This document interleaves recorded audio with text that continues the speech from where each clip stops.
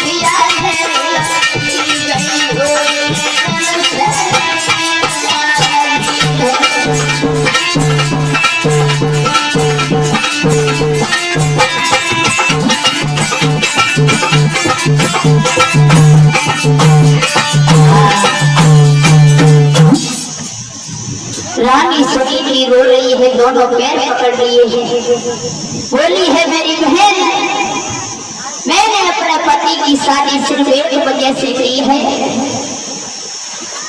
क्योंकि मेरी कोख से किसी बच्चे ने बालक ने जन्म नहीं लिया। आप जो कहोगी वही होगा इस महलों के अंदर, लेकिन मेरी बहन वापस मत जाना। तुम्हारे कोख से अगर बेटा जन्म लेगा मैं उसी के पालन पोषण में लगी रहूंगी। जब बताओगी, जब कहोगी कोई काम करूंगी मेरी बहन, लेकिन घर से वापस लौट करके मत जाना। सुरची सोचने लगी है महाराज, क्या करूं क्या न करूं, लेकिन थोड़ी देर के बाद सुरची बोली है, देखो महाराज, मैं इस बार में रुक तो सकती हूँ, लेकिन मेरी एक शर्त है। क्या शर्त है? अरे मैं अपनी बहन को इसे स्वत को अपने बहनों के अंदर नहीं रहने दूंगी। क्या? हाँ, जो हमारा टूटा हुआ खंडर पड़ा हुआ है इसे वहां पर भेज दो, उसके बाद में मैं यहाँ रहूंगी। तो महाराज रानी सुनीति की तरफ देख करके महाराज की आंखों में आंसू आ जाते हैं, लेकिन जब सुरजी ने कहा है तो रानी सुनीति ने महाराज देर नहीं की, वो उस टूटे हुए महलों में चली जाती है।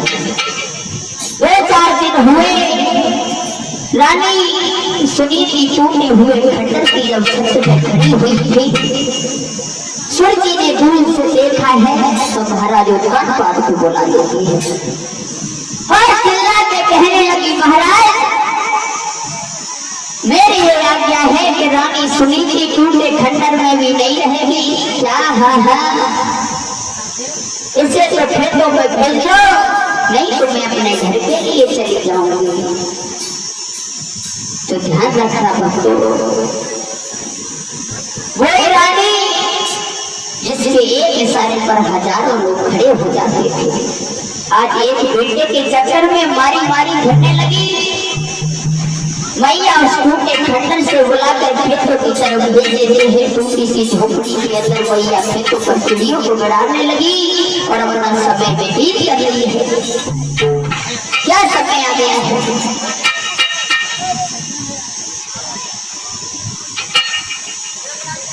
बड़ी परेशान है रानी सुनीति। एक दिन का समय है, महाराज रानी सुनीति अपने हार में खेतों में उस कुटिया के पास बैठी हुई है। वो सोच रही है क्या करूं क्या न करूं। एक समय वो था जब मैं अपने पति की सूरत देखे बिना एक पल रहा नहीं करती थी।